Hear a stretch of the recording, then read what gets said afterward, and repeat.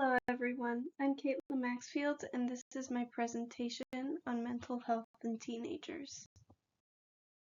As a disclaimer, all information has been researched and will be presented at a high school level. All resources used will be cited at the end of the presentation.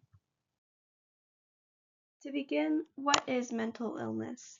In summary, it is a range of multiple health conditions that involve and create changes in emotion, thinking, or behavior. Mental illness can be associated with distress and problems functioning in social, work, or family activities. The most common types of mental illness in America are anxiety, depression, and post-traumatic stress disorder, also known as PTSD. Other types of mental illness include, but are not limited to, ADD, ADHD, schizophrenia, and several eating disorders. During the ages 13 to 19, the human brain undergoes several changes. This marks the teenage years where hormones and emotions are heightened much more than usual. This can lead to several reactions strictly based on emotions.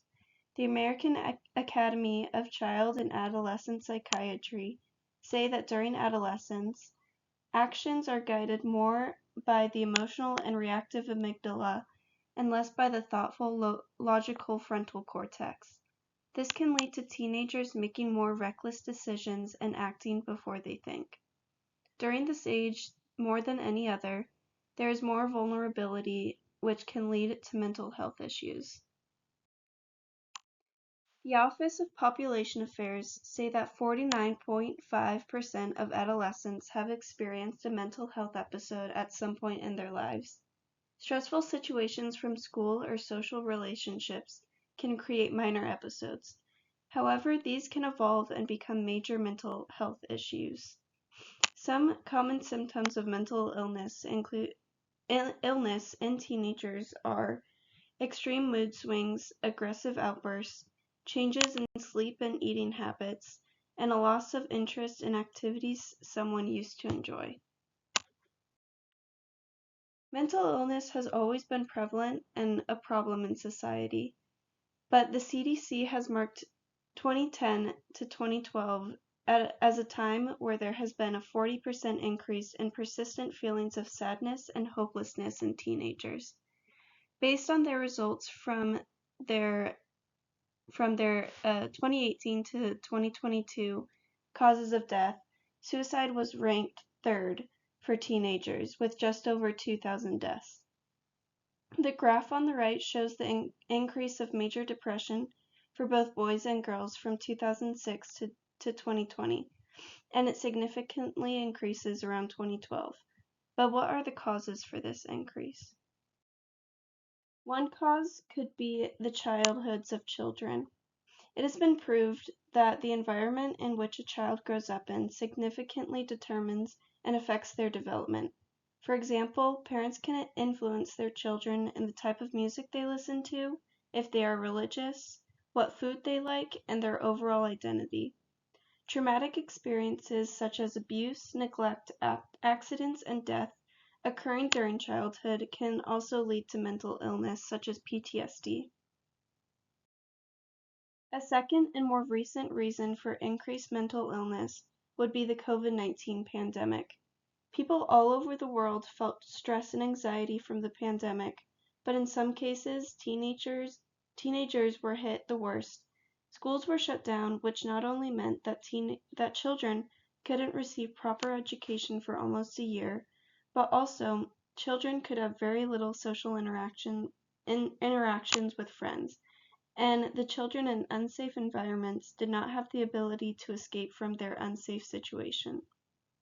The National Institute of Mental Health stated that adolescents reported more symptoms of anxiety and depression and greater internalizing problems than before the pandemic. The third and most important cause for the increase of mental health would be the so-called Great Rewiring. This term was created by Jonathan Haidt in his book, The Anxious Generation. and it basically means that social media and phones have replaced normal childhoods. Social media began in around the early 2000s, but it did not become extremely popular, especially for teenagers, until around 2012. Like I stated before, this was also the time where mental illness began to rise, and so it seems like the two are extremely related.